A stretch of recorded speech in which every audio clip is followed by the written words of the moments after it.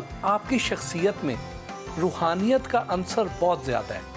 क्या बचपन से ही ऐसे थे? आपको महसूस होता होगा, लेकिन भट्टी साहब मुझे तो नहीं महसूस हुआ कभी कि रूहानियत का कोई अंसर है। बस जो दिल में आता है बात कह जाता हूँ। बड़ा ठहराव है, सलीका है, एक शाइस्तगी है आपके अंदाज में। भट्टी साहब एक बात पे मैंने अपनी ज़िंदगी में काबू पाया है बड़ी मुश्किल से, और वो है गुस्सा। भरपूर कोशिश करेंगे मुझे गुस्सा नहीं आएगा। जो मेरे आसपास लोग होते हैं बस वो मैं उनसे एक अपने ख़ास अंदाज में बात करता हूँ, वो समझ जाते हैं। भाभी और बच्चे तो बहुत खुश होंगे इस बात में। नहीं, बहुत ज़्यादा खुश नहीं होते, क्योंकि फिर उनको पता होता है कि गुस्सा ही नहीं आ रहा जब सामने वाले को। डॉक्टर होते हैं वो इतने हसास नहीं होते हैं जितने आप हसास हैं। मैं अपने आप को तो हसास नहीं कह रहा, लेकिन वैसे मैं आपको एक बात बताऊँ कि हसास लोग बहुत जल्दी मर जाते हैं, और शायद वो रोज़ कई दफ़ा मरते हैं। ज़िंदा रहने के लिए आज की दुनिया में आपको बेहिस होना चाहिए। आपके माहाना अखराजात कितने होते होंगे? बहुत ज़्यादा नहीं होते, बहुत ज़्यादा नहीं होते। मैं एक बड़े मुनासिब अंदाज में अपनी ज़िंदगी गुजारता हूँ, कोई फजूल खर्चियाँ नहीं करता बहुत ज़्यादा, लेकिन उसके बावजूद भी सेविंग नहीं हो पाती, तो बस फिर कहीं इधर उधर किसी और अंदाज में पैसा खर्च कर देता हूँ। वो बताना नहीं चाह रहा मैं। मेरा अगर कोई ख़र्चा होता है तो ज़्यादा अमूमन उस वक्त होता है जब मैं ट्रैवल करता हूँ। वैसे तो आप एक सादा लेकिन बहुत ही नफीस शख्सियत के मालिक हैं। बहुत शुक्रिया। तो अपनी शॉपिंग खुद करते हैं? मेरी शॉपिंग सिंपली ऐसे होती है, उसका तरीका बड़ा आसान सा है। एक तो ये काला कोट है ना मेरा, ये तो इसको इशू ही नहीं है, आपने हमेशा देखा होगा मुझे कोट में। तो ये जो जहाँ से आना है उनको पता है कि क्या साइज़ है मेरा। और जो शलवार कमीज़ है ये मेरे एक बहुत अच्छे दोस्त, अल्लाह ताला उनके दर्जात बुलंद करे, तो वो जब भी उनके पास कोई नया स्टॉक आता है तो वो भेज देते हैं मुझे, मैं उनको पे कर देता हूँ। आपने एक नया ट्रेंड दिया है।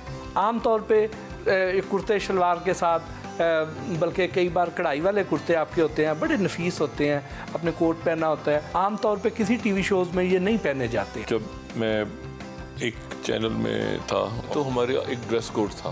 ड्रेस कोड ये था कि आपने टाई ज़रूर लगा के आनी है। जो मेरा कॉन्ट्रैक्ट था उस कॉन्ट्रैक्ट में बाकायदा पॉइंट ऐड किया था कि मुझे आप ये टाई के चक्कर में मत डालिएगा। अच्छा, उसकी वजह ये नहीं कि मैं टाई नहीं, उसकी वजह ये कि वो मेरे लिए वो रोज़ अगर हफ्ते में 7 दिन में शो करूं और 7 दिन में 7 शर्ट्स और 7 टाइयाँ पहनूं, और मतलब है कि वो मेरे लिए इतना मुश्किल, अब तो खैर नामुमकिन है। आपकी जो स्किन है ये बड़ी ग्लो करती है।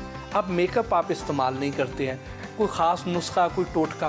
ग्लो करती है से मुराद ये कि नूरानी चेहरा है। अब बड़ा वाकई नहीं, ग्लो मुझे नहीं पता क्यों करती है। टोटका ये है कि मैं साबुन से मुंह नहीं धोता, बस खाली पानी से धोता हूँ। बस ये है, खाली पानी। म्यूज़िक कैसा पसंद करते हैं? म्यूज़िक ये जो हिप हॉप टाइप म्यूज़िक है, इसके अलावा ये जो भी कुछ है, मुझे नहीं पता क्या है, ये जो भी है, इसके अलावा हर किस्म का म्यूज़िक, गज़लें और गाने और हर किस्म का।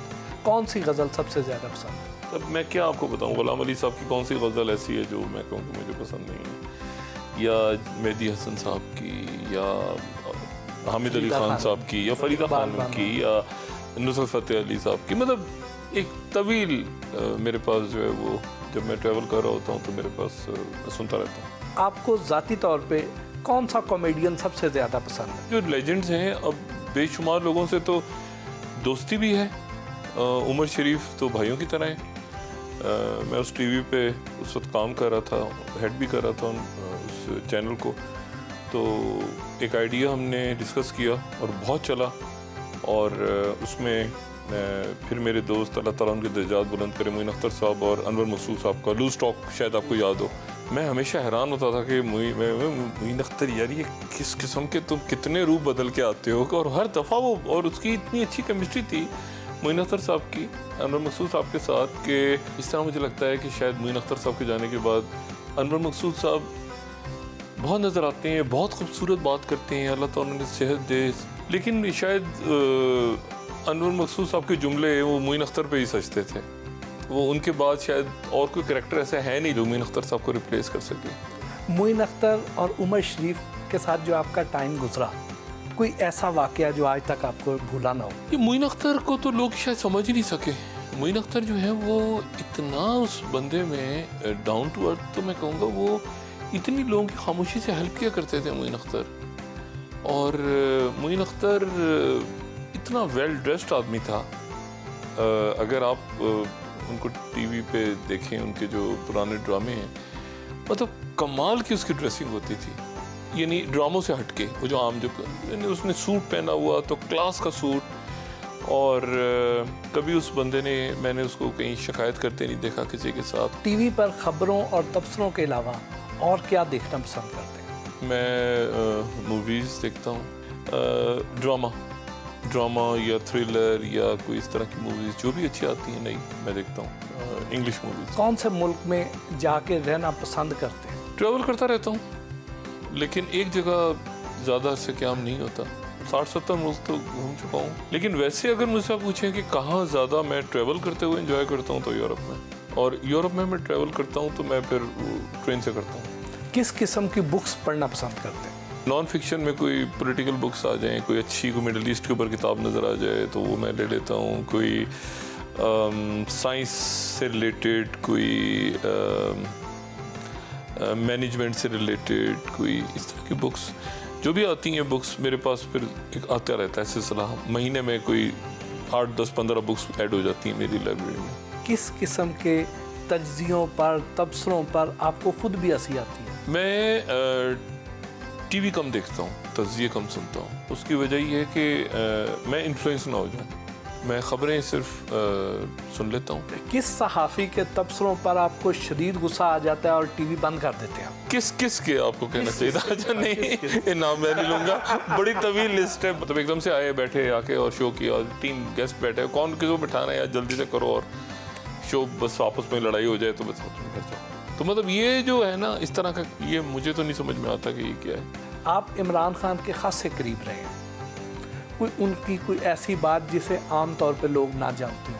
इमरान खान साहब को अगर आप कभी दावत दें तो आप उन्हें ऐसी जगह लेके जाएं जहाँ पे बुफे लगाओ, क्योंकि इमरान खान साहब खाना बहुत खाते हैं, खुश खुराक हैं, और उसके बाद वो एक्सरसाइज करते हैं अपनी, मतलब कैलोरीज को बर्न करते हैं। ये बात उनकी बड़ी मुझे बड़ी मुतासिर करती है। आपको खाने में क्या अच्छा लगता है? असल में बहुत सारी चीज़ें हैं।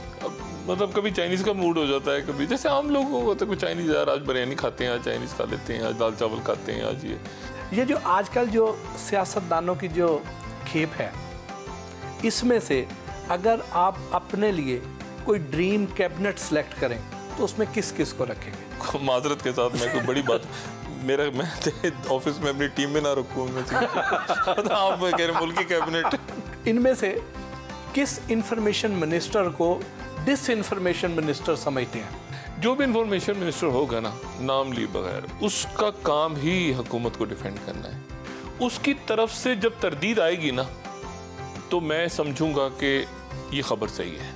आपके ख्याल में इमरान खान की जो कैबिनेट है, इसमें किस चीज़ की शदीद कमी महसूस होती है आपको? आपने कहा ना कमी, मुझे इसमें बहुत ज़्यादा ज़्यादती नज़र आती है। चारों सूबों के जो चीफ मिनिस्टर्स हैं, इनकी अगर आप रैंकिंग करें तो पहले, दूसरे, तीसरे और चौथे नंबर पे किसको रखेंगे? एक ही सफ में आगे लोग समझदार। आपके ख्याल में इनमें से किस सियासतदान को सियासत की बजाय किसी और प्रोफेशन में होना चाहिए था? फिरदौस आशिक अवान। ये सियासत में है जी। मरियम औरंगजेब। चिल्ला काटना चाहिए कुछ अरसे के लिए, खामोशी का नहीं होता। मरियम नवाज शरीफ। आईटी की तरफ चली जाए, ट्विटर और सोशल मीडिया। और ये अगर आपको एक दिन के लिए प्राइम मिनिस्टर बनाया जाए तो आप पाकिस्तान के कौन से 3 ऐसे मसले हमेशा के लिए ख़त्म कर देंगे? उन 3 मसलों से पहले तो मैं इस बात को यकीनी बनाऊंगा कि मेरी प्राइम मिनिस्टरशिप कभी ख़त्म ना हो। तो पाकिस्तान के 3 मसाइल को साइड पे रखें। बिल्कुल ठीक। पहले दिन वो कानून साजी ज़रूरी है जिसके नतीजे में मैं अगले 15 साल तक अपनी कुर्सी से ना हिलूंगा। फिर मैं सोचूंगा उसके बाद बिल्कुल ठीक है, मुझे क्या करना है। बाकी 2 मसाइल ये होंगे कि ऑपोजिशन तो सामने खड़ी नहीं हो रही, कोई साजिश तो नहीं पक रही, सबको जेलों में डाल दूंगा, एनआरओ नहीं दूंगा। अगर वज़ीर आज़म इमरान खान आपसे 3 मशवरे मांगे तो आप उन्हें क्या एडवाइस करेंगे? बैक टू बेसिक्स उनका मंशूर था, उस पर चले जाए। और उनका मंशूर ये था कि अदारों को उन्होंने ठीक करना है, अक्रॉस द बोर्ड उन्होंने अकाउंटेबिलिटी करनी है, एहतसाब करना है और नौजवानों के लिए कुछ करना है, और ये जो रवायती सियासत है इससे अपने आप को निकालना है। अपने show live with doctor Shahid Masood के ऑन एयर होने से पहले प्रोडक्शन टीम से मीटिंग की और शो की तैयारी के हवाले से अहम उमूर का जायज़ा लिया।